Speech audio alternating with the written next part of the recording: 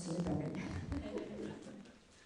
C'était vraiment un bel exemple. Je trouve qu'on pouvait vraiment se retrouver dedans. Combien de fois, c'est vrai, si tu visualises, si tu te promènes d'une chaise à la deuxième chaise. Amen.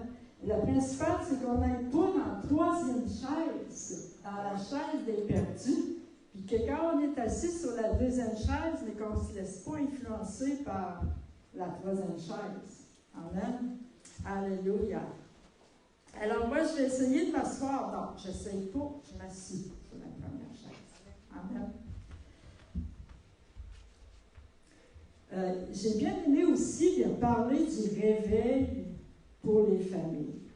Il a parlé que c'était un des vents, parce qu'il parlait de 4 vents durant la conférence. Un des vents, c'était l'amour du Père. Amen, ça, je suis vraiment contente. Et puis, qui a partagé là-dessus, l'effet de l'homme. Et puis, le réveil dans les familles. Ça, j'ai vraiment aimé ça. Et mercredi soir, à la prière, en passant, on passe vraiment des bons temps à la prière. Hein? Stéphanie dit souvent que c'est vrai qu'on passe des bons temps à la prière. Je me suis mise à prier pour le réveil, mais pour le réveil dans les familles, et puis j'ai senti tremblement en moi. Je me suis mis à shaker. Et en même temps que le Seigneur me disait qu'il y avait un tremblement qui venait dans les familles. Que Dieu shakeait dans les familles. Il agissait. Puis en même temps que je priais ça, mais que je tremblais, je voyais vraiment de la réparation, de la restauration. Je voyais vraiment que ça shakerait dans les familles. Et je crois vraiment que Dieu a commencé. Je crois vraiment que Dieu a commencé d'agir dans les familles, que c'est commencé. On va voir de plus en plus des changements dans nos familles. On va voir de plus en plus des fils, des filles prodiges revenir au Seigneur. Je crois vraiment à ça. Et là, mercredi, lorsque j'ai lu ça, j'avais vraiment une conviction avec ça, que Dieu agissait dans les familles. Alléluia. Alors, je voulais vous le partager parce que pour moi, c'était une confirmation aussi par rapport au réveil. Et je pense que vous êtes d'accord avec ça. Je ne suis pas la seule qui ressent ça. Amen. Alléluia. Et je crois que Dieu va agir puissamment au Québec. Amen. Et je crois, comme Lefebvre disait, que ça passe par les familles. Ça va passer par les familles. Alléluia, Jésus. Alors, ce matin, je voulais faire un petit suivi des dernières semaines et parler un peu d'un sujet que, bon, on a entendu parler beaucoup ces temps-ci, mais je sais que quand Dieu revient avec le même sujet, le même verset, c'est parce qu'il veut faire quelque chose, mais en profondeur. C'est comme s'il commençait tranquillement à nous travailler à ce sujet-là. Ça rentre ici, au niveau de l'intelligence, et là, ça travaille, et là, ça descend plus bas dans notre cœur, et dans les profondeurs de notre cœur, et ensuite, on le vit. Ça devient vivant, on l'expérimente, et là, ça transparaît à travers nos vies. Ça déborde de nos vies. Et c'est un processus. Et souvent, Dieu va ramener les mêmes affaires, parce qu'il veut vraiment agir à ce niveau-là d'une manière particulière. Alléluia, Jésus. Alors, ce que le Seigneur me montrait aussi, c'est que beaucoup de gens portent un fardeau. Beaucoup de gens portent encore un fardeau. Et même si on l'a prêché, on l'a prié souvent, il y a encore beaucoup de gens qui portent un fardeau. Pas seulement à l'extérieur, mais à l'intérieur de l'Église aussi. Il y a encore beaucoup de gens qui ont besoin de venir à Jésus, de se décharger sur Jésus. Et puis, j'entendais le Saint-Esprit me dire qu'il soufflait sans cesse. Il nous souffle sans cesse de revenir à lui, puis de venir à ses pieds. Lorsqu'on est stressé ou qu'on est dans une situation difficile, il nous souffle continuellement. Viens à mes pieds. Viens dans ma présence, je vais te décharger.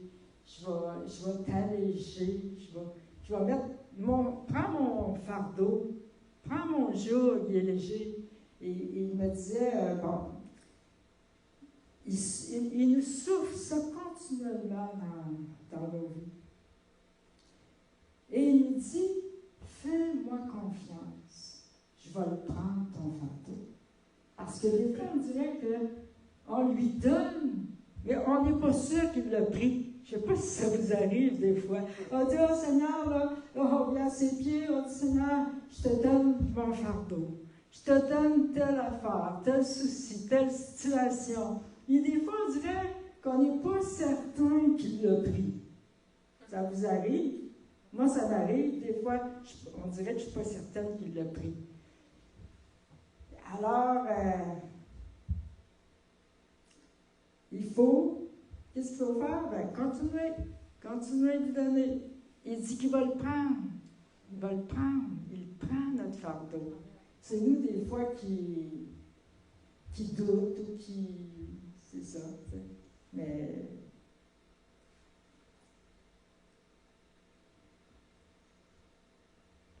Donc, ce matin, comme j'ai dit, je me suis assise sur la première chaise. Pourquoi? Parce que ce n'est pas à propos de ma performance, mais c'est à propos de ma position de fille en Jésus. Amen. Et c'est à propos, vous aussi, de votre position de fils et de fille en Jésus. Amen. Ce n'est pas à propos de ce que j'accomplis. Ce n'est pas à propos de ce que je fais de bon ou de mauvais. Ce n'est pas à propos de mes scores, mais c'est à propos de ma position en Jésus. Alléluia. Ce n'est pas à propos de ce que je fais pour avoir, parce que j'ai déjà, comme Ned Mendon disait, je trouve que c'est bon de se le rappeler, que ce n'est pas à propos de ce qu'on fait, mais c'est à propos de qui on est en Jésus. Et souvent, on peut être porté à penser que c'est à propos de ce qu'on fait. Plus on fait, plus on a la faveur de Dieu. Plus on fait, plus Dieu nous aime. Plus on a l'amour du Père. On est souvent comme ça, hein? On est pris souvent dans un mindset comme ça, que plus on en fait, plus le Père m'aime, plus mon Père est content. Et non, Jésus nous aime déjà. Le Père t'aime déjà. Tu n'as pas besoin d'en faire plus. Et si tu fais, tu agis, comme Lev Hendlen disait, c'est un plaisir. Pourquoi? Parce que tu es aimé, accepté déjà. Fait que c'est pas en faisant que tu vas gagner son amour. Ça, tu l'as déjà. Amen. Alléluia. Alors, je vais lire dans Matthieu 11, 25, 30. C'est 25? Oui. J'ai lu ce verset-là avant les 2 derniers dimanches, puis le Seigneur me ramenait de reparler de ça, et j'ai dit, bien là, Seigneur, ça fait plusieurs fois que j'en parle, tu sais. Puis là, la semaine passée, quand il était assis sur la première chaise, il a cité le même verset. J'ai dit, OK, Seigneur. Fait que j'ai dit, je vais t'obéir, je vais le ramener. Parce que c'est tellement important, le repos de Dieu. Puis d'apprendre à faire, à agir à partir du repos de Dieu. Souvent, on fait à partir de l'agitation ou du stress. Mais c'est tellement important de faire à partir du repos de Dieu. D'apprendre à agir et à faire les choses à partir du repos de Dieu. Je sais que des fois, ça peut être difficile pour quelqu'un qui a un tempérament ou une personnalité plus pressée. Ou plus, il faut régler les choses tout de suite. C'est tout de suite, il faut que ça se fasse. Moi, avant, j'étais beaucoup comme... Avant, quand j'étais plus jeune, j'étais plus comme ça. Il faut régler les choses. Des fois, j'ai encore une petite tendance, ça m'arrive des fois, que je vais vouloir régler tout de suite. Il faut régler tout de suite. Là, je me dis, apôtre Dieu, ça ne passe pas. Ou bien prendre une décision vite parce qu'il faut que ça soit réglé. Il y en a qui sont comme ça, hein, les tempéraments plus, faut que ça se règle ou plus rapide. On va dire ça comme ça. On ne dira pas que c'est négatif, mais des tempéraments plus rapides, plus... il y en a d'autres, ben, ça prend du temps. Ça prend du temps. C'est long. C'est long. C'est long.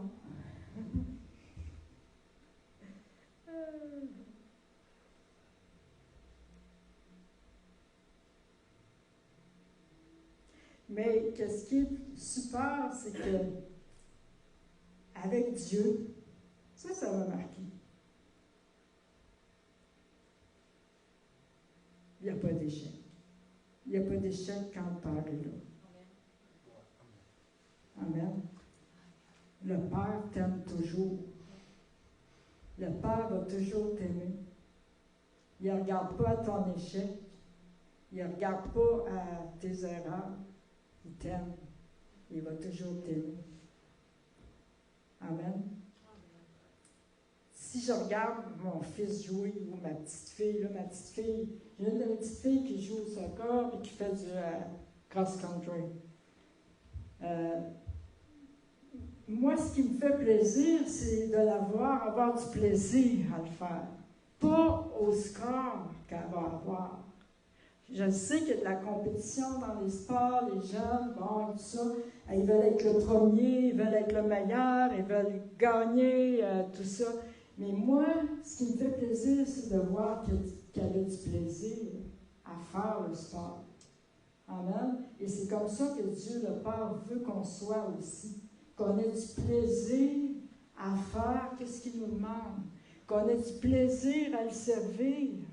Pas qu'on sente une obligation, pas qu'on sente une pression, pas qu'on sente un stress, qu'on vive ça comme si c'était un travail dur, comme si c'était une tâche difficile, mais il veut qu'on le fasse dans le plaisir. Est-ce que vous êtes rendus là, faire dans le plaisir? Faire ce qu'il nous demande dans le plaisir, malgré le stress qu'il peut avoir en arrière, malgré les combats qu'il peut avoir aussi, quand Dieu nous demande quelque chose. On peut avoir du stress avant, on peut avoir du combat, mais est-ce qu'on est capable de rentrer dans le plaisir de Dieu quand on le fait? Moi, ce matin, j'avais des combats. J'ai eu de la distraction hier. Bon, OK. Il a fallu que je me dise, comme j'ai dit ce matin, je vais m'asseoir sur la chaise numéro 1. C'est pas évident, c'est pas tout le temps évident. Puis, je me suis dit, je vais avoir du plaisir à partager ta parole, Seigneur, ce matin. Je veux pas que ce soit une tâche. Je veux pas que ce soit un sujet de stress ou de « ma performance ». Il faut que je sois la meilleure prédicatrice de la Côte-Nord. Non. C'est pas à propos de ça. C'est pas à propos d'être la meilleure. Des fois, je me dis, j'ai déjà refusé des invitations, allez-vous me croire, j'ai déjà refusé quelques invitations pour aller apporter la parole à quelques endroits pour les femmes. Allez-vous me croire que j'ai refusé? Parce que je ne me sentais pas à la hauteur. Moi, je n'étais pas assise sur la chaise numéro 1. J'étais assise sur la chaise numéro 2. Amen. Je n'étais pas du tout avec la perspective de Dieu, du royaume de Dieu. Je me voyais, moi, ma perspective de moi, je ne suis pas à la hauteur. Je ne prêche pas assez bien pour aller prêcher à des femmes ailleurs. Voyons. C'est la première réaction que j'ai eue, c'est non. Là, après ça, une des femmes me dit, est-ce que tu refuses, tu ne veux pas venir parce que ça ne t'intéresse vraiment pas, ou bien c'est parce que tu es timide ou que tu connais pas les gens, ben j'ai dit, je vais être honnête avec toi, je me sens pas à la hauteur. Puis là, elle m'a dit, ben t'es à la hauteur. Tu sais, ça va comme rester. Et puis, je me suis dit, ben, c'est pas à propos de ma performance. C'est pas à propos si je suis bonne ou pas. Amen? C'est pas à propos de ça. Parce que si on travaille à propos, on cherche les applaudissements des hommes. Si on cherche à être la meilleure ou le meilleur, peu importe c'est dans quoi, on va être drivé par ça. C'est ça qui va nous driver, c'est ça qui va nous conduire. On va être dirigé par la motivation d'être le meilleur ou la meilleure. On voit ça beaucoup dans le monde, on voit ça dans les compétitions sportives aussi. Je me dis souvent, des fois, je vois les parents en arrière de leurs enfants qui font du sport. Ah oui, go, t'es le meilleur, t'es capable d'avoir la meilleure, t'es capable de compter un point, t'es capable, ah oui, t'es le meilleur. Et je me dis, pourquoi tu ne dirais pas à ton enfant après? As-tu du plaisir et du fun à faire la partie? As-tu du plaisir et du fun à aller à cette compétition-là? Au lieu de dire, ben, j'espère qu'il n'y a pas personne qui dit à son enfant, ben, tu n'as pas fait beaucoup de points. Ben, ça, c'est décourageant, tu sais. Ou tu n'as pas été bon, ou en tout cas, j'imagine qu'il y en a qui doivent le faire parce qu'ils mettent de la pression. Mais moi, ma petite fille, ce que j'avais envie de lui dire, as-tu du plaisir à courir? C'est ça qui compte. Que tu as été la première qui est arrivée au final. C'est pas important. L'important, c'est que toi, tu as eu du plaisir. Et que tu as aimé ça le faire. L'esprit du monde, c'est beaucoup compétitif. Hein? La performance. Et là, ben, ça nous apporte un lourd fardeau.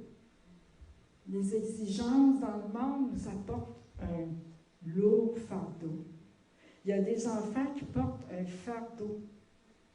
Oui, parce qu'ils sont poussés à la performance, sont poussés à être le meilleur de leur classe, sont poussés à être le meilleur de leur sport. Est-ce que vous savez que ça met un fardeau sur les épaules de vos enfants? Ça met un fardeau de performance sur leur dos. Ce qu'il faut faire, leur dire, c'est plutôt, si tu as du plaisir, c'est ce qui compte. Tu n'es pas obligé d'être le meilleur de ta classe, ni d'avoir la meilleure note. Je vais t'aimer pareil. Parce qu'il y en a des fois, par nos réactions, c'est comme si on laissait entrevoir à notre enfant, ben, je ne t'aimerais pas si tu n'es pas le premier de la classe. Je ne t'aimerais pas si tu ne fais pas le meilleur score, ou si tu n'es pas le meilleur dans ton sport. Je ne t'aimerais pas. Ils peuvent recevoir ça de cette manière-là. Mon père va être fier de moi si je suis le meilleur de la classe. Mon père va être fier de moi si je fais le meilleur score dans mon sport. Mon père va être fier de moi. Mon père va m'aimer encore plus. Hein? Est-ce que ça vous fait penser à quelque chose avec Dieu des fois? Hein? La performance. Mon Père va m'aimer encore plus. Mon Père céleste va m'aimer encore plus. Si je fais ça, je fais ça, je fais ça, je fais ça, je fais pas ça, je fais pas ça, je fais ci, je fais ça. Non. Il va m'aimer encore plus. Mais on est comme ça avec nos enfants aussi. On leur met un fardeau lorsqu'on est comme ça. Amen. Aussi, à chaque fois qu'ils ont des examens, qui n'ont pas eu une bonne note. Ah, ben là, on charge dessus. Ben là, comment ça, tu n'as pas eu une bonne note? Qu'est-ce que tu as fait? Puis ci, puis ça. Tu sais, au lieu de dire, je suis fier de toi pour le rendement ou le progrès que tu as jusqu'à maintenant. Je sais que tu es capable de faire encore plus et encore mieux. C'est une belle façon d'encourager. Mais combien de fois, la manière qu'on parle certaines affaires, ça leur met un fardeau. Il faut que je sois meilleur, là, parce que, ça vient de pression. Dès qu'ils sont jeunes, il y a des jeunes enfants qui ont déjà des pressions. Va à l'école, va au sport, va à la garderie, va à sa cour. Sa cour, c'est déjà la tête pleine. Il y a déjà ça sur leurs épaules. On leur apprend à performer. Dans la vie, il faut que tu performes. C'est ça qu'on leur apprend. Amen. Mais notre Père Céleste, c'est pas comme ça. Il ne nous dit pas performe, performe, performe, performe. Il nous dit aime-moi. Viens dans ma présence. Je veux te faire connaître à toi. Je veux une relation intime avec toi parce que je t'aime. Tu n'as pas besoin de faire rien pour que je t'aime. Je t'aime. J'ai tout donné pour toi. Je soupire après toi, après une relation avec toi. C'est ça que le Père nous dit, c'est ça que le Père veut. Et il ne nous rejette pas si on a fait un échec ou si on a manqué notre coup en prophétisant ou si on a manqué notre coup, peu importe. Il ne nous rejette pas, il nous aime quand même. Amen. Yahweh, il n'est pas dur. C'est pas un père grincheux après ses enfants. C'est pas un père dur. Des fois, on a de la misère à voir notre Père Céleste comme un Père tendre, qui nous aime tellement, parce qu'on n'a pas eu de Père terrestre qui prenait soin de nous, qui était capable de nous dire « Je t'aime ». Ou on a eu peut-être des pères, un Père dur avec nous. Donc, on a de la misère à voir notre Père, de recevoir l'amour de Dieu. On ne sait pas souvent c'est quoi un Père. Mais c'est quoi un Père? C'est quoi un vrai Père? On n'a pas eu cet exemple-là d'un vrai Père. On n'a pas eu l'exemple de l'amour du Père. On a l'image faussée de ce qu'est un Père. On peut avoir vécu des expériences avec notre Père qui fait que l'amour du Père, moi un Père.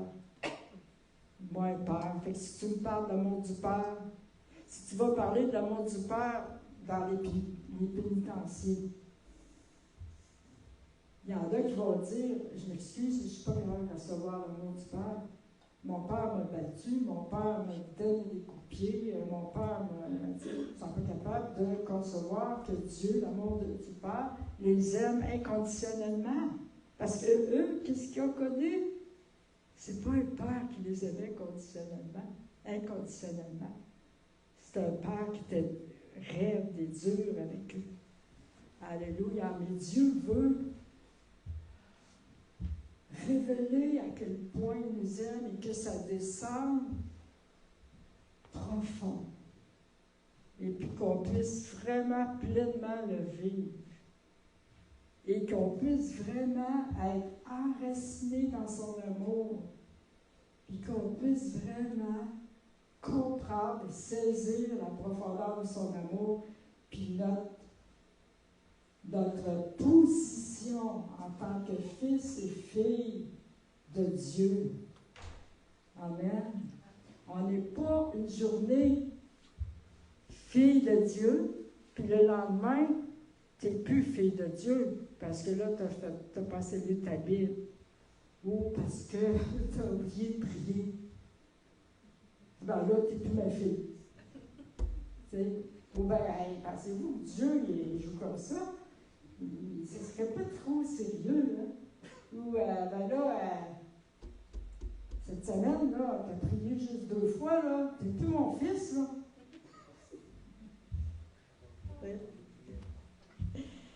Ben, j'ai déjà entendu des choses comme ça, des gens qui se sentaient tout le temps condamnés. Ils pensaient que Dieu les aimait plus parce qu'ils avaient fait ça ou ça, ou parce qu'ils n'avaient pas fait ça ou fait ça. J'ai entendu des gens répondre à des appels du salut parce qu'ils n'étaient pas pas sûr, parce qu'il avait fait telle chose. Il revenait à un appel du salut. Mais là, je ne sais plus, j'ai perdu la conviction de mon salut. Parce que j'ai fait ça ou telle chose, tu sais. Comme si le Père les avait rejetés. Il les aimait plus. Est-ce que vous aimez encore votre enfant, vous, lorsqu'il fait quelque chose qui ne vous plaît pas, en tout cas? On continue de les aimer malgré leur choix, leur décision. On continue de les aimer quand même. Amen. Alléluia. Ah, je n'ai pas lu le verset encore. Ah, ben, j'y arrive. Matthieu 11, 28 à 30. Donc, venez à moi, vous tous qui êtes fatigués et chargés, je vous donnerai du repos. La chaise numéro 1 de notre position de fils et de filles. Amen. Prenez mon joug sur vous et recevez mes instructions. Il dit, recevez mes instructions. Recevoir ses instructions à lui. Car je suis doux et humble de cœur, et vous trouverez du repos pour vos âmes. Alors, quelle instruction il faut suivre? Les siennes. Pas les instructions, les jougs pesants que tout le monde veut mettre sur nous, mais ses instructions à lui. Car mon joug est doux et mon fardeau léger. Je vais le lire dans la version de Passion. Ah, je l'aime tellement dans cette version-là. Écoutez bien ça. Êtes-vous fatigué? Portant lourd fardeau. Viens à moi. Je vais rafraîchir ta vie. Car je suis ton oasis. Cherchez-vous un oasis? Alléluia. Joins simplement ta vie à la mienne. Apprenez mes manières. Et vous découvrirez que je suis doux. Donc, en le suivant, en apprenant ses manières, on découvre combien il est doux. Alléluia. Humble, facile à satisfaire. Wouh! Amen. Facile à satisfaire. Combien pensaient que Dieu était difficile à satisfaire? Que Jésus était difficile à satisfaire? C'est qui? Facile à satisfaire. Amen. Alléluia. Vous trouverez du rafraîchissement et du repos en moi, car tout ce que j'exige de toi, écoutez bien ça, sera agréable. Un plaisir et facile à supporter. Il est bon. Amen. Est-ce que vous avez quelque chose, un fardeau sur vous qui est difficile à supporter?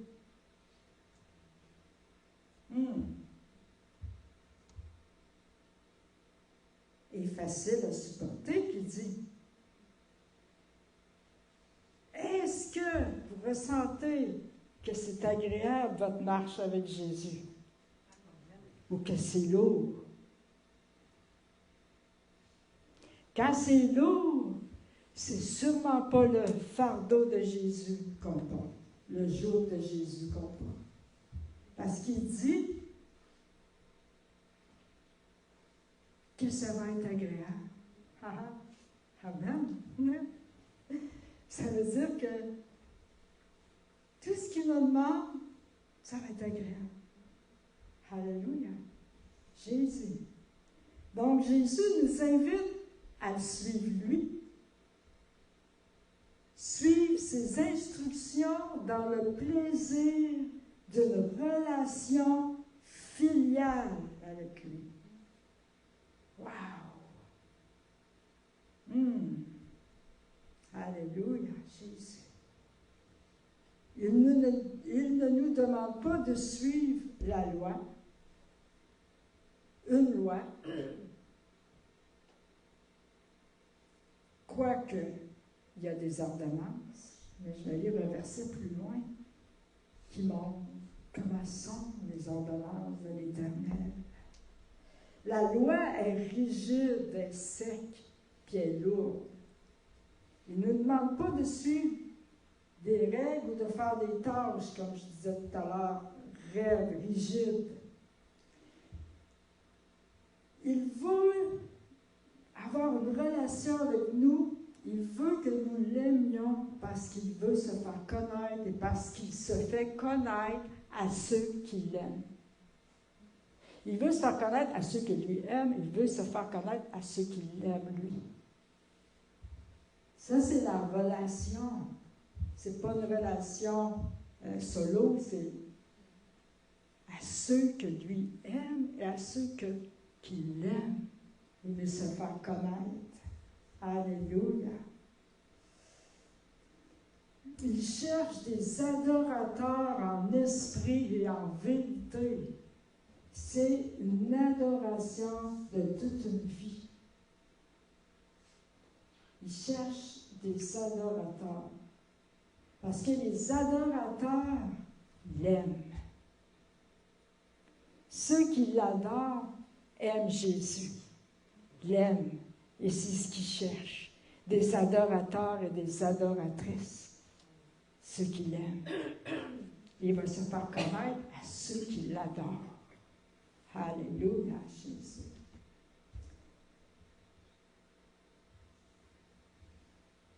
Nous avons besoin d'être en amour avec lui. Amen.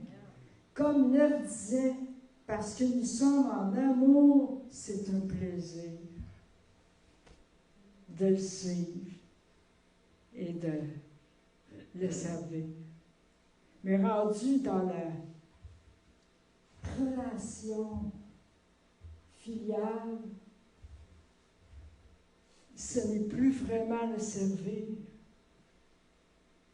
dans le sens que tu vas juste être un serviteur.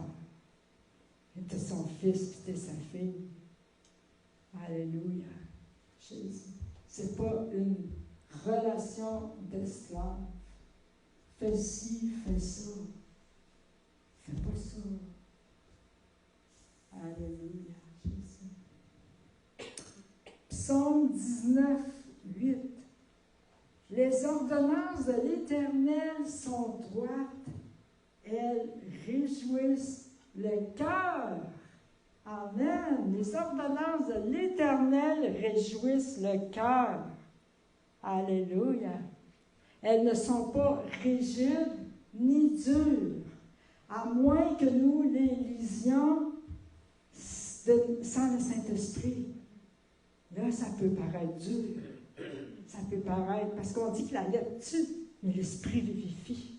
Alors, si on le lit par l'Esprit, elle vivifie, elle apporte la vie et elle réjouit le cœur.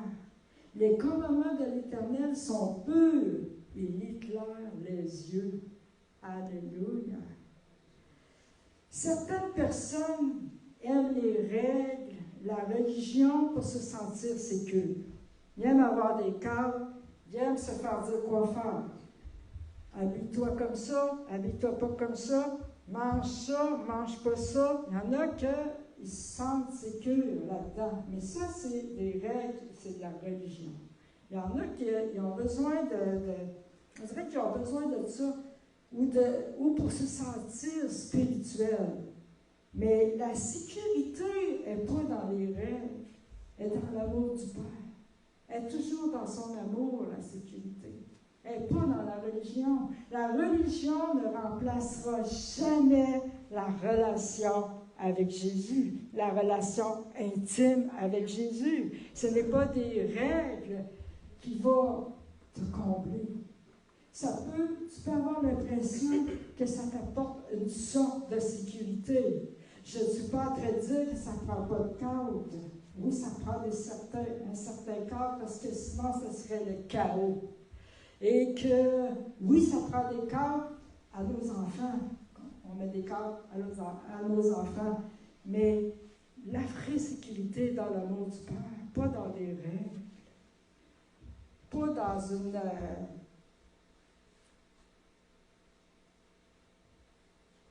pas dans une religion qui est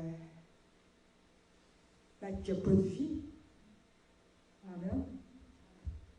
Et nous mettons souvent des exigences. Et ça, c'est pas léger. Souvent, c'est nous-mêmes, on se met des exigences sur nous. Et ça, souvent, c'est pas léger. On porte ça.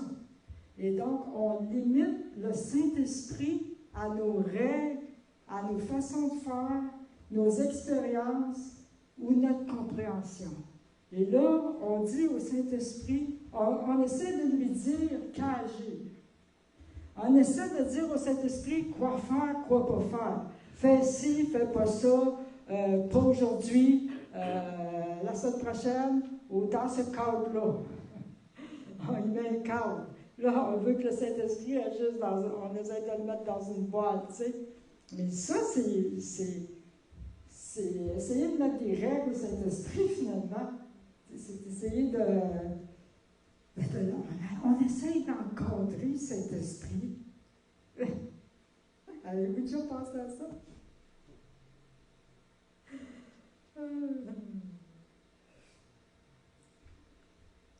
C'est important aussi de discerner les temps et les saisons par le Saint-Esprit et en se référant à la parole de Dieu aussi. Parce que Dieu, oui, est un Dieu d'ordre dans ses timings.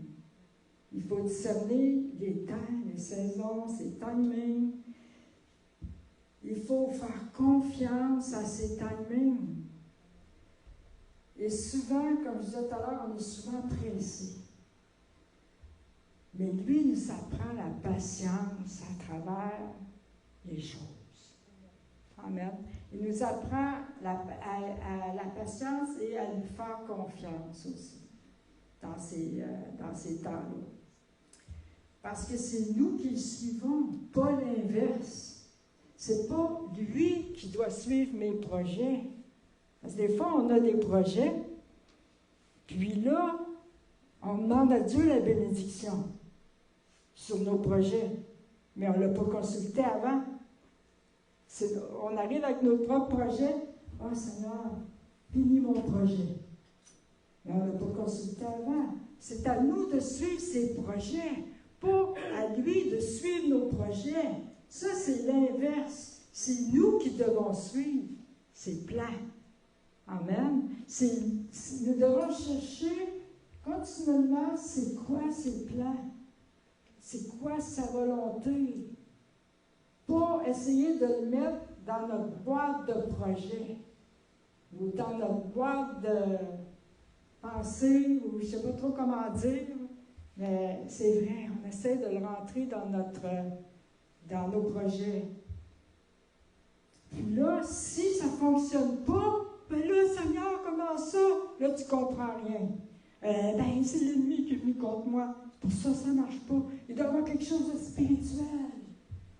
Oui, mais c'est peut-être ton projet. Peut-être que tu as simplement parti ton propre projet. Que c'est pas Dieu qui t'a montré ça, qui t'a donné ce projet-là. Tu as peut-être simplement parti ton propre projet. Tu as demandé la bénédiction de Dieu sur ton projet. Oui, Dieu peut bénir ton projet quand même.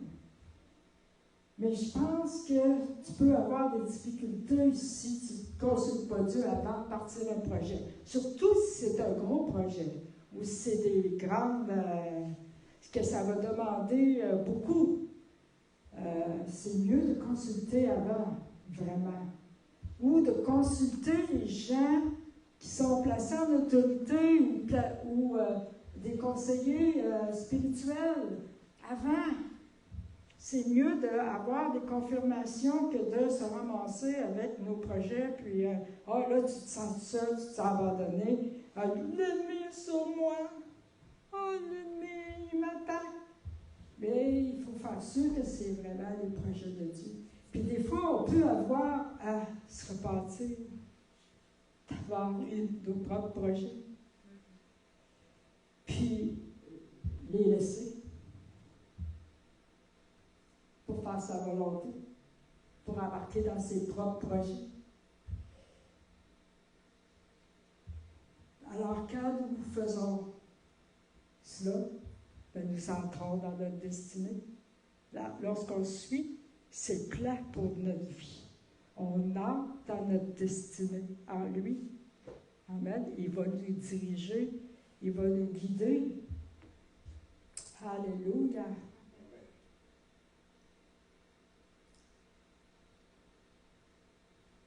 Je voulais parler aussi, je ne serai pas longue encore, je voulais parler aussi des fois de la pression qui vient sur nous. Ou l'odeur. Suite, des fois, ça peut être après une conversation, ça peut être après une demande, ça peut être dans une atmosphère. Tu es dans une atmosphère, puis là, il y a un fardeau ou il y a une pression qui vient sur toi. Dans ce temps-là, c'est important de s'arrêter et de demander au Seigneur, « Ben Seigneur, tu dis que ton fardeau il est léger, de où ça vient? » De demander au Seigneur, quoi faire avec ça? D'y demander sa perspective. T'en penses quoi, toi, Seigneur? Qu'est-ce que tu penses de ça? Comment tu vois ça, toi? Chercher pourquoi c'est lourd. Ça vient de où? Parce que des fois, ça vient tout simplement pas de nous, ça vient de l'ennemi.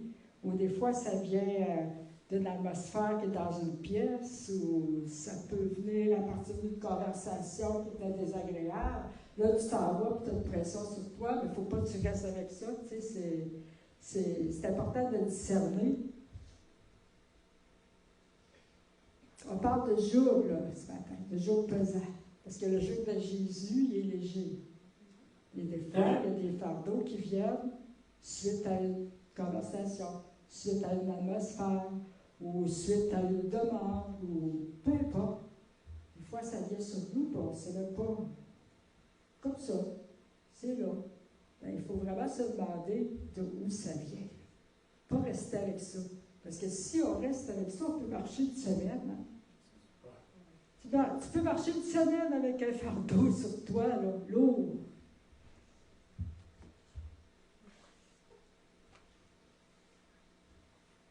Psaume 119, 105. Ta parole est une lampe à mes pieds et une lumière sur mon sentier. Il est notre lampe, notre lumière, c'est lui qui éclaire nos sentiers. Il guide nos pas et enlève toute confusion. Il éclaire nos pensées, sa lumière nous rassure. Amen. Il est la lumière de la vérité et de la gloire de Dieu en nous. Une grâce soudaine, la lumière vient comme une grâce soudaine qui donne à connaître ses sentiers. Il vient sur nous avec sa lumière. Amen, et il nous éclaire. Sa lumière est comme une énergie électrisante, lumineuse. En d'autres mots, tu peux être en confusion, dans la noirceur, quand la lumière de Dieu vient sur toi. Tout devient clair. Alléluia, Jésus. Psaume 43, 3. Envoie ta lumière et ta fidélité, qu'elle me guide, qu'elle me conduise à ta montagne sainte et à tes demeures. Alléluia, Jésus. Je vais terminer avec ce dernier verset, Psaume 32, 8, parce qu'il est déjà presque midi, puis je sais qu'on a une louange qui est longue, donc je ne veux pas comme parler trop longtemps.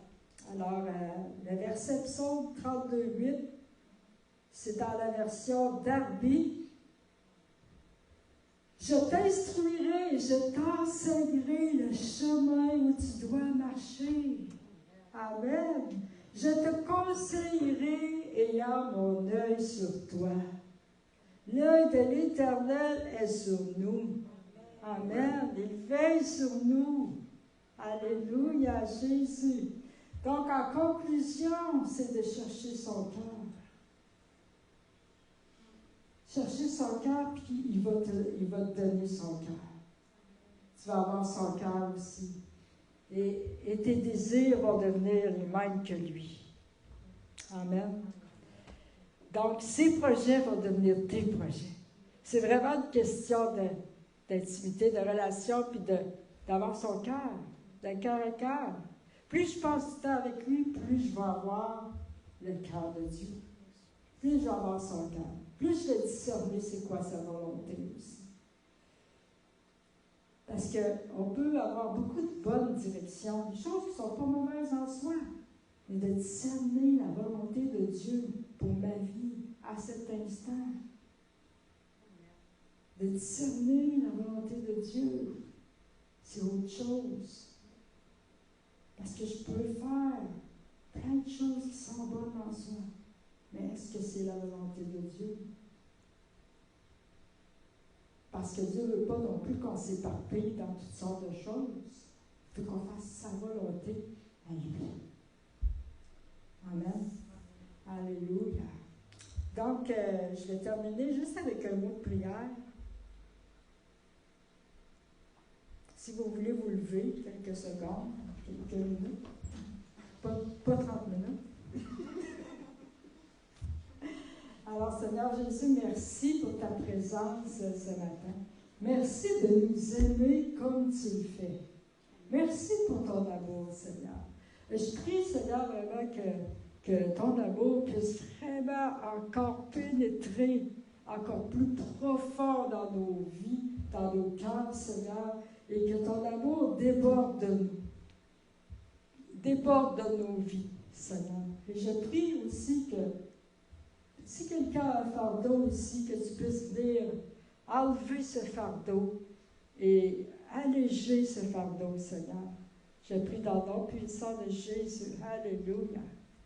Je prie vraiment, Seigneur, que tu viennes enlever tout fardeau ce matin, toute préoccupation, toute inquiétude, ou peut-être stress. C'est vrai que des fois, le stress, on le met à côté de l'Église. Quand on vient à l'Église, on le casse. Après ça, quand on sort de l'Église, on le reprend. Mais il ne faut pas le reprendre. Amen. Alléluia. Alors, Seigneur, je prie pour ta paix. Je prie pour ta joie cette semaine. Et je prie aussi que tu nous aides à rester assis sur la chaise numéro 1. Amen. Alléluia. Faire sa part, il y en a combien qui ont été visités la chaise numéro 2 cette semaine? Ça nous arrive à tout le temps. Comme on y a pensé plus. Ah ouais, c'est ça. Hein? Oui, amen. Que Dieu vous bénisse en ligne.